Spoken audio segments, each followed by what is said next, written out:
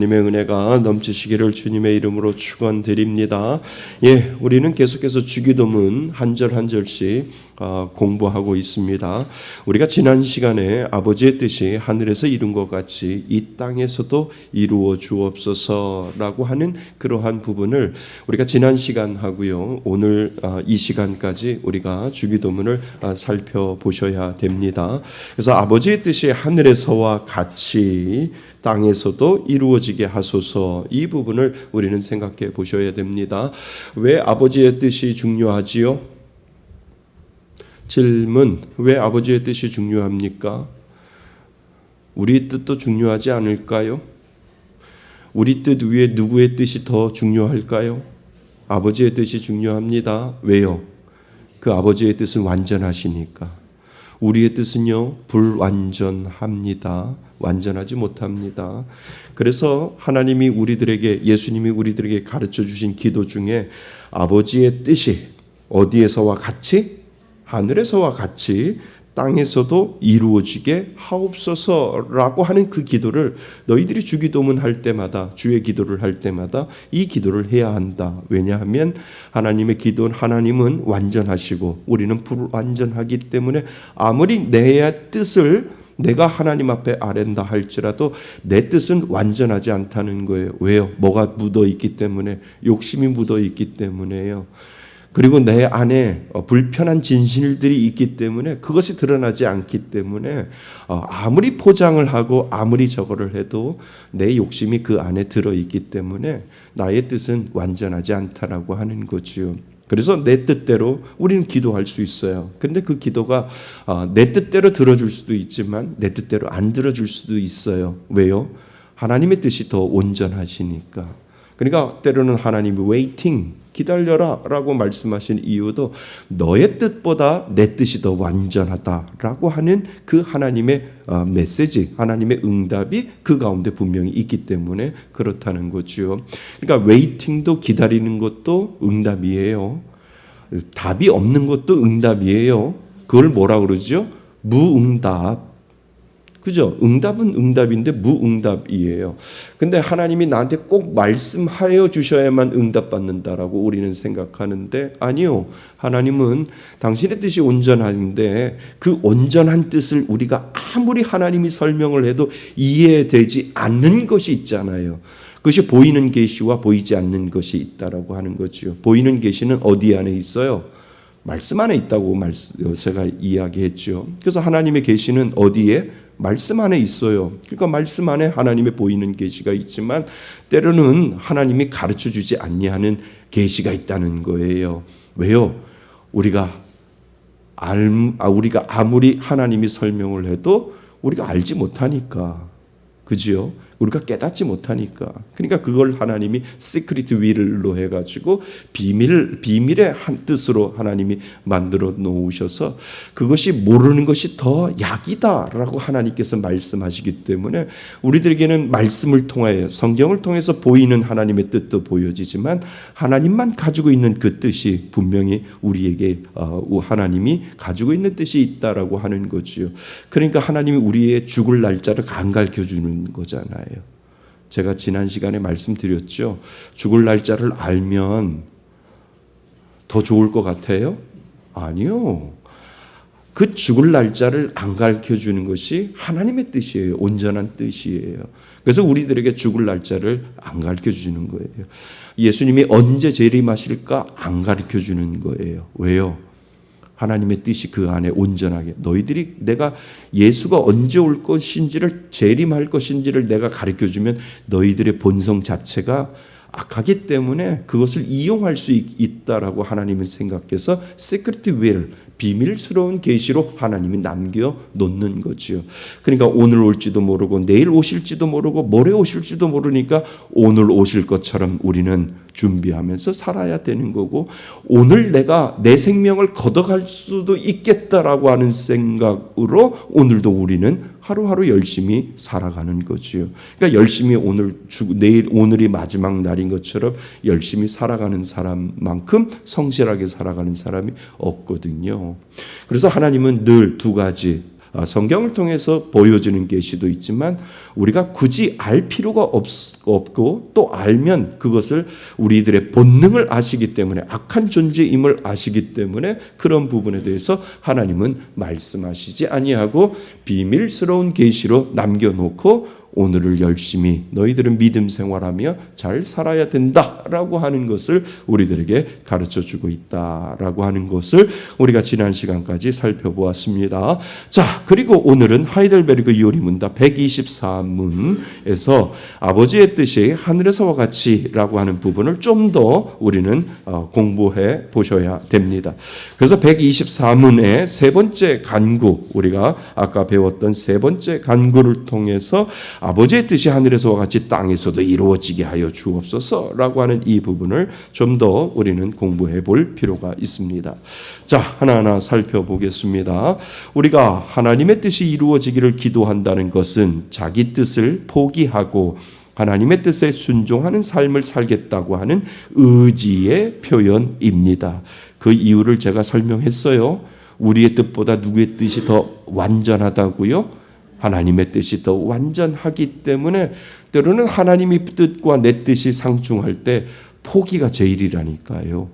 왜요? 하나님의 뜻이 더 완전해서 그 자녀에게 더 좋은 것을 주시기 위해서 하나님이 때로는 우리들에게 기다리라고 말씀하실 때도 있고 하나님이 우리에게 그것을 위해서 더 좋은 것을 주기 위해서 네가 가지고 있는 뜻을 포기할 줄도 알아야 된다. 이거를 다른 말로 뭐라고요? 순종이라고요. 순종이 뭐보다 낫다고요? 제사보다 낫다라고 하는 이유가 바로 거기에 있는 거예요. 하나님 내 뜻대로 마옵시고 아버지의 뜻대로 하옵소서라고 예수님이 그 말씀을 통해서 우리들에게 먼저 가르쳐 주신 이유가 무엇이냐면 하나님 내 뜻은 이러해요. 이렇지만 내 뜻대로 마옵시고 누구의 뜻대로?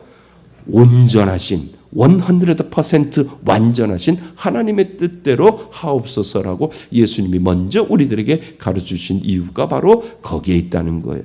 그러니까 이 포기라고 하는 것이 뭐요? 순종이에요. 그러니까 그 포기에다가 돼지꼬리 이렇게 만들어 놓으시고 뭐라고 쓰셔야 돼요? 순종이라고 써 놓으셔야 돼요. 그래서 자기의 뜻을 포기하고 순종하고 하나님의 뜻에 순종하는 삶을 살겠다는 의지의 표현입니다. 왜냐하면 나의 뜻은 뭐요? 불완전하고 하나님의 뜻은 완전하기 때문입니다. 그러나 이 순종은 자연스럽게 되는 것이 아니라 뭐요? 말씀과 그리고 뭐요? 성령으로 거듭날 때 비로소 가능해집니다. 그러니까 믿는 사람들 안에는 뭐를 줬어요? 말씀을 줬어요. 그냥 믿지 않는 사람들은 그냥 그 말씀이 그냥 성경 이렇게 생각하지만 하나님은 믿는 자에게 말씀을 주셨는데 그 말씀과 뭐를요? 성령을 주셨어요. 그러니까 성령을 주셨으니까 그 우리가 말씀을 읽을 때마다 뭐가 와요? 깨달음이 오는 거예요. 이 말씀은 그냥 검은 건 글씨고 하얀 건 종이가 아니라 이 말씀에 하나님의 마음이 생각이 나고 이 말씀에 하나님의 계획이 들려지고 이 말씀에 하나님의 뜻이 보여지기 때문에 말씀과 성령으로 거듭날 때 비로소 이 모든 것들이 포기할 줄도 알고 내 뜻을 내려놓을지도 알고 내 뜻대로 마옵시고 하나님의 뜻대로 하옵소서라고 하는 그 기도가 나올 수 있다라고 하는 것을 우리들에게 가르쳐주고 있다는 거지요. 이거는 누구에게만 가능한 줄 아세요? 예수 믿는 사람들에게만. 성령의 은혜가 그 가운데 있는 사람들만, 말씀의 능력과 그리고 성령으로 거듭난 사람에게 내 뜻을 내려놓고 누구의 뜻? 완전하신 하나님의 뜻을 따라갈 수 있는 그 마음을 누구에게 주셨어요? 믿는 사람들에게 주셨다라고 하는 거예요. 이 은혜 있으시지요? 이 은혜가 있어야 쉽게 포기해야 한다니까요. 이 은혜가 있으니까 쉽게 순종할 수 있다니까요. 불순종에서 벗어나서 순종의 자리로 나아갈 수 있는 그 은혜는 내 의지로 되어지는 것이 아니라 내 안에 계시는 누구요? 하나님이 계시고 성령님이 계시기 때문에 그 성령님이 나를 채울하시고 나를 그쪽으로 인도하여 가신다라고 하는 거예요. 그래서 말씀과 성령으로 거듭날 때 비로소 가능해집니다. 사람은 본래 자기중심적이기 때문에 옛 본성과 새 마음 사이에 끊임없는 갈등을 겪습니다. 그렇죠? 예수를 믿어도 우리들은 끊임없이 우리들 안에 옛 구습을 쫓아서 거기에서 우리는 갈등하고 있잖아요. 그래서 성도는 매일 의식적으로 누구의 뜻이? 하나님의 뜻이 이루어지이다라고 기도하면서 순종의 길로 자신을 훈련해 나가야 됩니다. 이거는 무슨 차원이라고요? 훈련 차원이에요. 자꾸 익숙하게 만들어 놓아야 된다는 훈련 차원이에요. 그래서 우리가 기도할 때마다 하나님 앞에 내 뜻대로 마옵시고 누구의 뜻대로? 아버지의 뜻대로 되기를 원하나이다. 하나님의 뜻이 이루어지이다라고 하는 그 고백을 하지 아니하면, 훈련되지 아니하면 자꾸 내 안에 본능에서는 뭐가 살아나는 줄 아세요? 내 뜻이 살아난다니까요. 불완전한 그 가운데 욕심으로 쌓여 있는 그 불완전한 내가 계속해서 살아나기 때문에 하나님의 뜻과 내 뜻과 상충이 되어서 하나님 앞에 순종하지 못하는 나의 부족한 마음들이 드러날 때가 있다라고 하는 거지요. 자, 그래서 왜 순종은 이렇게 어려운가? 그것은 죄의 본성이 여전히 뭐하기 때문에 남아있기 때문이지요. 그래서 하나님을 믿는다고 해도 우리의 옛 습관, 죄의 유혹, 이기심이 완전히 사라지는 건 아닙니다. 이에 따라 우리는 순종하려는 새로운 의지와 저항하는 옛 본성 사이에서 끊임없는 내적 전투를 경험하게 됩니다. 그래서 사도 바울이 이야기를 하잖아요. 오늘도 싸운다고. 그죠? 내 안에 두 마음이 늘 싸운다라고 사도 바울이 이 고백했던 것처럼 사도 바울이 그런데 우리는 오죽하겠습니까? 그래서 우리도 여전히 내 안에 내적인 전투를 가지고 싸우는 그러한 경험 가운데 분명히 있는 거죠. 그래서 우리가 기억해야 할 것은 신자는 갈등 없는 순종이 아니라 갈등 속에서도 무엇을? 순종을 선택하는 사람입니다. 맞지요? 예, 맞습니다. 그래서 갈등이 없는 순종이 없어요. 갈등 있어요. 순종하려면 갈등해야 돼요. 왜요? 내 뜻과 하나님의 뜻이 상충돼서 전투가 일어나는데요.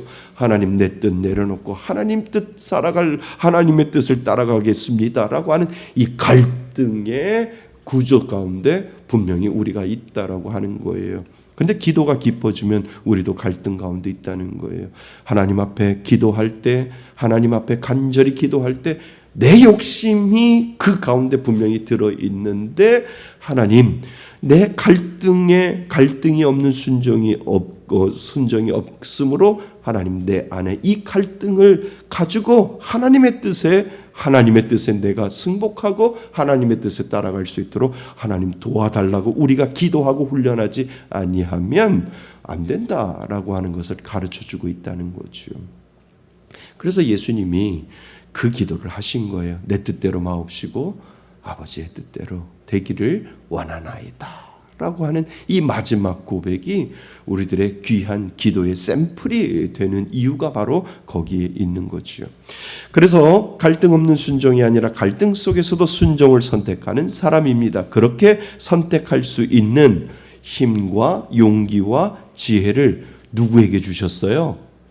믿는 자에게 주셨다는 거예요. 예수 믿는 자에게 이 갈등의 구조 속에서 끊임없이 살아가는데 이 갈등 속에서 누구를 선택하도록? 하나님을 선택하도록 하나님은 믿는 자에게 힘과 용기와 지혜를 주시는 분, 그분이 바로 우리 하나님이시다라고 하는 거지요. 그러니까 믿음이 깊어지면 그 갈등 속에서 누구의 뜻을 찾는 줄 아세요? 하나님의 뜻을 찾는 거예요. 그러면 다시 말하면 믿음의 성숙은 뭐예요? 그 갈등 가운데 계속해서 하나님의 뜻을 찾아가려고 하고 하나님의 뜻을 순복하려고 하고 하나님의 뜻에 완전히 내 뜻을 내려놓고 자꾸 하나님의 뜻이 무엇인지를 찾아가려고 할 때 그 우리의 믿음을 다시 말하면 믿음으로 순종할 수 있는 그 마음을 우리에게 주셨다라고 하는 거예요. 이것을 다시 말하면 믿음의 성숙이다라고 하는 거지요. 그지요? 여러분들 갈등이 일어난다고 교회 안 와요? 그런 수준은 다 지났잖아요. 그잖아요. 예배는 예배고 주일날 예배는 예배 주일날 갈등이 일어나서 갈까 말까 하다가 가지 말자. 나 좋아하는 사람 아무도 없는데 가지 말자. 이게 순종이 아니라는 거니까요. 내 마음이 찢어져도 내 마음이 보기 싫은 사람이 있든 없든 그냥 내가 가서 나는 예배는 기본적으로 난 드려야 돼. 이것이 순종이잖아요. 이게 하나님의 뜻이잖아요. 내 뜻은 교회 안 가는 거예요. 보기 싫은 사람들이 너무 많아서. 나를 미워하는 사람이 너무 많아서 교회를 안 가는 거예요. 내 뜻은. 그런데 하나님의 뜻은 뭐예요? 그래도 교회 예배는 드려야지 라고 하는 것이 하나님의 뜻이라면 여기에 나오신 분들은 그 수준은 아니잖아요. 그 수준이에요? 아니잖아요. 그 수준은 뛰어넘은 거잖아요. 오늘 남편하고 싸우든 아내하고 싸우든 예배는 예배다. 아멘. 그죠? 내가 사업이 안 돼. 잘 되면 내가 갈게. 이거 아니잖아요. 그죠? 예배는 예배잖아요. 그게 내 뜻이라는 거예요. 내 뜻은 기분 나쁘면 안 가는 게 내 뜻이에요. 기분 나쁘면 예배 안 드리는 것이 내 뜻이에요. 근데 하나님의 뜻은 뭐예요? 비가 오나 눈이 오나 바람이 부나 누가 뭐라 그래도 예배는 드리고 보자라고 하는 게 하나님의 뜻이잖아요. 그러니까 이것이 다시 말하면 내가 계속 순종하는 거야. 오늘 너무 힘든 일들이 있는데 그래도 예배는 드려야지. 이게 순종이잖아요. 그러면 그거를 다시 말로 뭐냐면 저분은 믿음의 분량이 되게 깊구나 이렇게 이야기를 하는 거예요. 그러니까 제가 늘 말씀드리는 게 그거잖아요. 예배 가지고 딜을 하지 말라고. 기분 나빠서 나 교회 안 가. 이 수준은 그냥 아니잖아요. 그죠? 지금도 그래요? 갈등하고 있어요? 아니죠. 최소한 여기 앉아 계신 분들은 그 갈등의 구조는 아니잖아요. 그거는 벌써 뛰어넘은 거잖아요. 아멘. 맞죠? 그래서 하나님의 뜻은 예배야. 예배가 제일 중심이야. 그래서 무슨 일이 있어도 예배야. 예배가 하나님이 가장 기뻐하시는 거기 때문에 나는 어떠한 일이 있어도 무슨 일이 있어도 예배 중심 하나님의 뜻에 먼저 순종하는 그러한 마음이 내 가운데 있어 라고 하는 것이 믿음의 성숙이고 믿음의 성장이 있다라고 하는 것을 우리들에게 가르쳐주고 있다는 거죠. 이것이 은혜인 줄 믿습니다. 하나님 그 용기와 힘과 지혜를 분명히 주셨다라고 하는 거죠. 자, 그래서 우리는 한 가지를 생각해 보셔야 됩니다. 우리는 구약 성경 발람 이야기를 보셔야 합니다. 발람하면 누가 생각해요? 그 다음 사람 누가 생각이 나요? 발락. 발람과 발락 이야기를 우리는 생각해 보셔야 됩니다. 민수기 22장에서 24장에서 나오는 발람은 하나님의 뜻을 알면서도 회피한 대표적인 인물로 나옵니다. 발람이 선지자죠. 근데 나쁜 선지자죠. 네.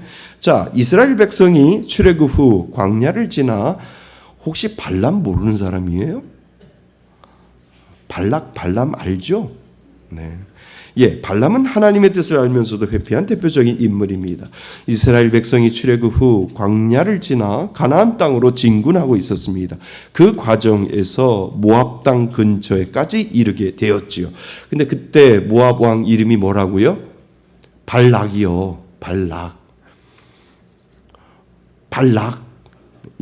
그래서 모압 왕 발락은 이스라엘의 수많은 인원과 이전의 승리 소식을 듣고 극심한 뭐에 빠졌어요? 두려움에 빠졌어요. 그래서 꾀를 내는 것이 모압 왕 발락이 꾀를 내지요. 싸우기는 어렵고 저주를 해서 이 이스라엘 백성들을 약하게 만들어야 되겠다. 이렇게 생각을 해서 누구를 고용해요? 발람 선지자를 고용을 하잖아요. 그래서 발람은 그 당시 유명한 이방 선지자였는데 그를 부르지요. 누가 불러요? 발락이 누구를? 발람을. 발락이 발람을 부릅니다. 이제 막 헷갈리기 시작하는 거죠. 예, 발락은 누구라고요? 모압 왕.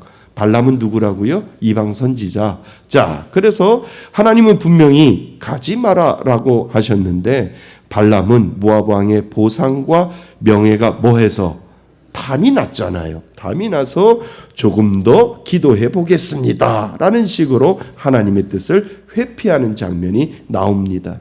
결국 그는 하나님의 분명한 뜻을 무시하고 자기 무엇을 욕심을 따르다가 나귀에게 꾸중을 듣는 당나귀 나귀에게 꾸중을 듣는 굴욕을 당하게 되죠. 그것이 민수기 22장에서 24장 사이 22장 28절에 보면 나옵니다. 누구에게 꾸중을 들어요? 발람이 누구에게? 나귀에게 꾸중을 듣잖아요. 그러니까 선지자 수준이 나귀보다도 못한 거예요. 자, 나귀에게 꾸중을 듣는 굴욕을 당하게 됩니다. 하나님은 그의 길이 악함을 보시고 여호와의 사자 천사를 보내어 길을 막지요. 발람은 보지 못했지만 발람이 영의 눈이 뜨여지지 않아서 그것을 보지 못했지만 그의 나귀는 천사를 3번이나 보고 누가 봤다고요? 나귀가요. 나귀가 천사를 3번이나 보고 멈추거나 옆으로 피해가는 장면이 민수기에 보면 나옵니다. 그래서 발람은 나귀가 말을 듣지 않는 줄 알고 화를 내며 3번이나 때리지요. 그때 하나님께서 나귀의 입을 여시며 말씀하게 하십니다. 하나님이 누구의 입을 열어요?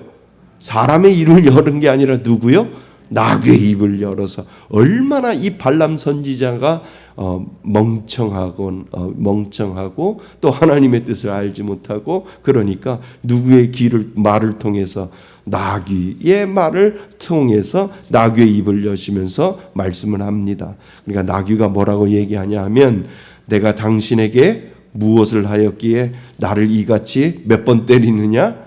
3번 때리느냐라고 이야기를 하지요. 그래서 이어서 천사가 나타나 발람에게 이렇게 이야기를 합니다. 내 길이 내 앞에서 사악함으로 내가 너를 막으려고 나왔다. 누가 이야기하는 거예요? 천사가 그렇게 이야기를 하는 거지요. 그래서 이 장면은 말보다도 낫지 못한 영적 둔감함을 보여주고 있다는 거예요. 말이 뭐예요? 나귀보다도 낫지 못한 뭐요? 영적 둔감함을 보여주고 있다는 거예요. 누가 둔감하다고요? 발람이요. 발람만 그래요? 우리도 그래요.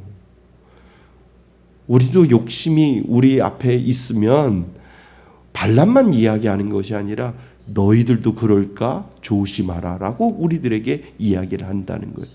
미문에 지나지 않는 이 나귀가 말을 해서 이 둔한 발람을 깨우는 장면이 여기에 나온다는 거지요. 그지요?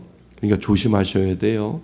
우리가 둔감하면 하나님이 기르는 강아지를 통해서 말씀하실 수도 있어요. 그러니까 얼마나 우리가 둔감한지 이 나귀를 통해서도 이렇게 하나님이 가르쳐주고 있는 장면을 우리들에게 기억하라고 한다는 거죠. 그래서 이 장면은 나귀보다도 낫지 못한 영적인 둔감함을 보여줍니다. 발람은 하나님의 선지자라면서도 하나님의 뜻보다 뭐를 앞세웠고 욕심을 앞세웠고 그러니까 나의 뜻 안에는 그 양파 까듯이 까보면 그 안에 뭐가 있는 줄 아세요? 욕심이 있다고요. 욕심이. 이 욕심을 아무리 숨기려고 해도 그 욕심은 결국은 드러나게 되어 있다는 거예요. 그러니까 제가 말씀드리는 거가 그거잖아요. 아무리 세습을 정당화시켜도 목회자의 세습을 정당화시켜도 양파 껍질 벗기듯이 계속 벗기면 그 안에 뭐가 있다고요? 욕심이요. 내가 이렇게 이뤄놓은 거를 누구한테 내가 밀어줘? 아들밖에 없다라고 하는 생각으로 내 영적인 능력을 다 아들에게 부어줬으니까 성도 여러분, 이 사람을 담임 목사로 인정하셔야 됩니다. 아니요. 그 안에 뭐가 있다고요? 욕심이요. 아무리 포장하고 아무리 감추려고 해도 그 가운데 욕심은 드러나게 되어 있다라고 하는 거지요. 근데 그 욕심에 하나님의 뜻이 보이겠냐는 거예요. 그 욕심으로 포장하고 막 모든 것들을 다 포장했는데 영적인 둔감함 때문에 오늘 보면 발람 대신에 하나님이 누구를 통해서? 나귀의 입을 통해서 이야기하고 있잖아요. 이거 어쩌면 오늘날 저를 포함한 모든 목회자에게 하나님은 어쩌면 그렇게 하실 수 있다는 거예요. 자기의 욕심, 자기의 뜻이 하나님의 뜻인 것처럼 둔감해가지고 아무리 포장하고 포장하려고 해도 그것이 결국은 욕심으로 드러나는데 자꾸 포장하잖아요. 자꾸 포장을 해서 이게 다 누구의 뜻이라고요? 하나님의 뜻이라고 이야기를 하잖아요.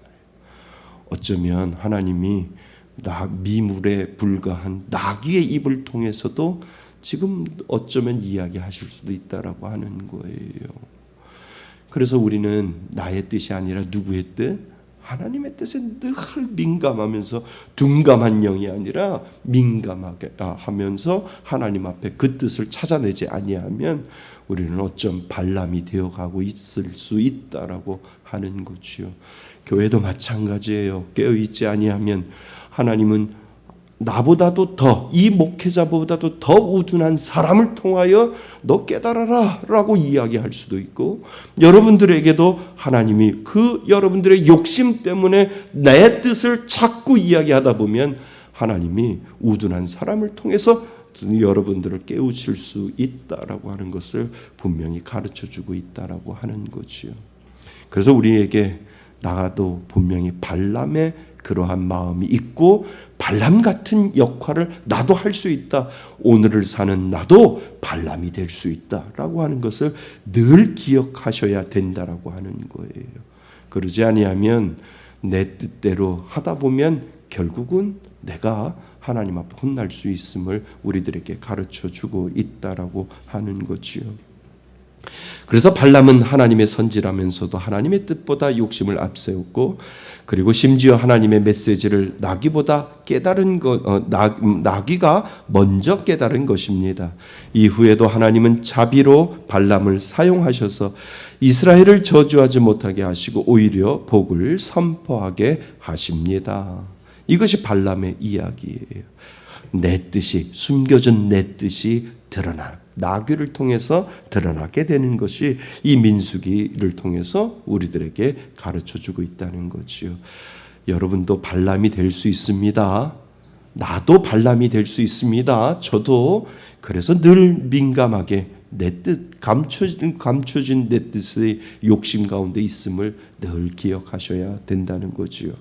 자, 하나님의 뜻이 분명할 때 더 기도해 볼게요는 신앙의 외양을 쓴 불순종일 수 있다라고 하는 거지요. 예수님은 하늘에서 이루어진 것 같이 어디에서도 땅에서도 이루어지이다라고 기도하라고 하셨습니다. 이는 천사들의 순종을 본받으라고 하는 뜻이 내포되어 있습니다. 우리가 지난 시간에도 천사들이 어떠한 역할을 했는지를 우리가 살펴보았잖아요. 그래서 천사들은 하나님의 뜻을 변명 없이, 그죠? 성경에 보면 천사들은 그냥 하나님의 뜻을 전달하는 자로 성경은 다 나오잖아요. 그러니까 천사들은 하나님의 뜻을 변명 없이, 조건 없이 즉시 따르는 장면이 나온다는 거지요. 그래서 하나님의 명령에 대해 왜요? 라고 묻지 않습니다. 순종을 즐거움과 경외심으로 수행을 하고 있는 이 천사를 통해서 우리들에게도 그렇게 지금 가르쳐주고 있다는 겁니다. 그래서 우리는 이런 태도로 하나님의 뜻에 순종해야 하며 이를 위해 기도와 훈련과 자부정이 필요합니다. 순종은 미루거나 조건 붙이지 말고 즉각적으로 시편 119편 60절에 이렇게 나옵니다. 그의 계명을 지키기에 신속히 하고 지체하지 아니하였나이다 라고 우리들에게 가르쳐주고 있다는 거죠. 그래서 하나님의 뜻이 분명한데도 순종을 미루는 것은 하나님의 뜻보다 내 뜻이 더 중요하다는 태도입니다. 지체는 불순종과 같다라고 하는 것을 우리들에게 가르쳐주고 있다는 거예요. 그래서 우리들 마음에 순종은 즉각해야 되는 거예요. 그러니까 여러분들 가끔 새벽에 기도하시거나 새벽에 기도하시거나 기도 가운데 또 말씀을 듣거나 예배 가운데 마음이 감동으로 들어올 때가 있거든요. 내가 저분한테 기도해야 되겠다라고 하고 내가 저분한테 말씀해야 되겠다라고 하거나 내가 하나님 앞에 헌신해야 되겠고 하나님 앞에 섬겨야 되겠고 이러한 것들이 올 때 즉각 순종하셔야 돼요. 때를 놓칠 때가 있다니까요. 제가 부목사 시절에 그 권사님을 신방 가야지 마음속에 훅 들어왔어요. 마음속에 감동으로 들어왔어요. 이제 내가 그 권사님 신방 가야지. 근데 가기 전에 돌아가셨어요. 얼마나 제가 하나님 앞에 그때 그 돌아가신 그 권사님 한 번만 더 가서 뵐 걸, 한 번만 더 신방 갈 걸. 그 가지 못한 그 마음 때문에 한동안 얼마나 하나님 앞에 기도했는지 몰라요. 하나님 죄송해요. 하나님 즉각적으로 제가 순종하지 못해서 제가 그 권사님한테 신방 가서 기도하고 같이 교제하고 나눴어야 되는데 그것을 하지 못했던 것 하나님 용서해 달라고. 그래서 순종은 즉각하셔야 되는 거예요. 하나님 마음속에 내가 이렇게 해야지 라고 하는 기도 가운데나 예배 가운데나 말씀 가운데 딱 들어오면 즉시 순종하는 게 맞아요. 후회하지 않기 위해서. 그래서 저는 신방 가야 된다라고 하는 이 마음이 들어오면 빨리 가려고 해요. 가능하면 어떻게든지 빨리. 왜냐하면 그 트라우마가 제 가운데 있어서 돌아가시면 특별히 병원에 계시거나 지금이야 병원은 신방을 아예 원초적으로 막아놓고 그렇지만 지금이야 기도하고 전화하고 기도해드리고 그러는데 그전에는 교회 그 병원에 신방 가야 될 때는 빨리 갔어요. 가능하면 빨리. 특별히 나이 드신 분들은 더 빨리 갔어요. 왜냐하면 돌아가실까 봐. 이건 하나님이 주시는 은혜예요. 그래서 순종은 그냥 순종하는 것이 아니라 들어왔을 때 즉각 순종하시는 거예요. 후회하지 않으려면. 아멘. 예, 이 마음이 여러분들 가운데 그대로 있었으면 좋겠습니다. 그래서 지체는 불순종과 같다라고 하는 거예요. 지체한다라고 하는 것은 잰다는 거예요. 잰다는 건 뭐냐면 내 욕심, 내 뜻, 내일 하지 모레 하지 그러다 돌아가신다니까요. 그래서 내 마음속에 들어온 그냥 내 생각이 들어오는 것이 아니라 기도 가운데 그리고 말씀을 읽는 가운데 예배 가운데 마음이 훅 들어오는 것이 있어요. 이것이 믿는 사람들에게 주신 감동함이거든요. 그때는 즉각 순종하는 것이 맞다라고 하는 거예요. 아멘 하셔야 돼요. 예. 그러지 않으면 저처럼 한 번쯤은 후회하실 때가 있어요. 아이고 한 번만 더 전할 걸. 그죠? 신승자 원사님이 예전에 그죠? 그 할머니 돌아가셨다며요. 한 번만 더 전할 걸. 한 번만 더 예수 전할 걸. 근데 어느 날 갑자기 사라지셨잖아요. 없어지셨대요. 돌아가셨대요. 그러니까 안타까움이 있을 때가 있다는 거예요. 그래서 마음속에 감동이 왔을 때 즉각적으로 예수도 전해야 되고 신방도 하셔야 되고 하실 거 빨리빨리 순종하셔야 돼요. 지체는 불순종이라니까요. 내 마음속에 들어온 그 지체는요. 지체한다는 것. 그것은 불순종과 같다라고 하는 것을 우리들에게 가르쳐주고 있다는 겁니다. 자, 3페이지. 왜 우리는 순종이 어려운가? 하나님의 뜻은 종종 자기 부인과 희생을 요구하기 때문에 그렇다는 거지요. 가야 되고 또 시간을 내야 되기 때문에 희생을 요구하기 때문이지요. 세상의 가치와 충돌하고 내 욕망과 싸워야 하며 때로는 고통과 오해를 감수해야 되기 때문에 그렇다는 거죠. 그래서 순종은 뭐와 용기와 결단 그리고 무엇보다도 은혜가 필요하다는 것을 우리들에게 가르쳐 주고 있습니다. 그러니까 하나님의 뜻이 왔을 때는 즉각 순종하는 거예요. 내 뜻은 내려놔야 되고 내 뜻은 자꾸 지체하면 돼요. 왜요? 불완전하니까. 하나님의 뜻이 내 마음속에 왔을 때 즉각 순종하는 것을 우리들에게 지금 가르쳐주고 있다는 거죠. 자, 결론. 하나님의 뜻이 이루어지다는 삶의 목표이자 기도 제목이 되어야 합니다. 하나님의 뜻은 우리의 삶에서 가장 선하고 완전한 길입니다. 맞죠? 우리는 그 뜻을 완전히 이해하지 못할 수 있지만 하나님을 신뢰함으로 뭐 해야 합니까? 그래서 순종해야 합니다. 예수님도 겟세마네 동산에서 내 뜻대로 마시고 아버지의 뜻대로 되기를 원하나이다라고 기도하셨던 것처럼 이처럼 우리들의 기도와 삶의 목표는 항상 누구의 뜻? 하나님의 뜻이 이루어지다가 되어야 됨을 우리들에게 가르쳐주고 있다는 거지요. 한번 고백해 보시지요. 내 뜻대로 마시고 아버지 뜻대로 되기를 원하나이다. 시작. 내 뜻대로 마시고 아버지의 뜻대로 되기를 원하나이다. 아멘. 믿는 자에게는 그 하나님의 뜻이 훅 들어올 때가 있어요. 그때 뭐 하시라고요? 즉시 순종하라고요. 후회하지 마시고 하나님 내 뜻이 아니라 하나님의 뜻이오니 제가 오늘도 순종하겠습니다 라고 하는 그 믿음의 닷을 내릴 수 있기를 바랍니다. 그 은혜로 살아가시는 저와 여러분이 되시기를 주님의 이름으로 축원드립니다. 아멘. 오늘 주시는 말씀을 가지고 우리 잠시 기도하고 마치겠습니다. 하나님 그렇습니다. 하나님의 뜻이 완전합니다. 나의 뜻은 불완전합니다. 하나님의 뜻이 내 마음속에 왔을 때 하나님 즉시 순종할 수 있는 마음 허락하여 주시고 내 뜻대로 마시고 아버지의 뜻대로 되기를 원합니다. 이 고백을 가지고 살게 하여 주옵소서. 오늘 주신 말씀 가지고 우리 잠시 기도하고 마칩니다. 기도합니다.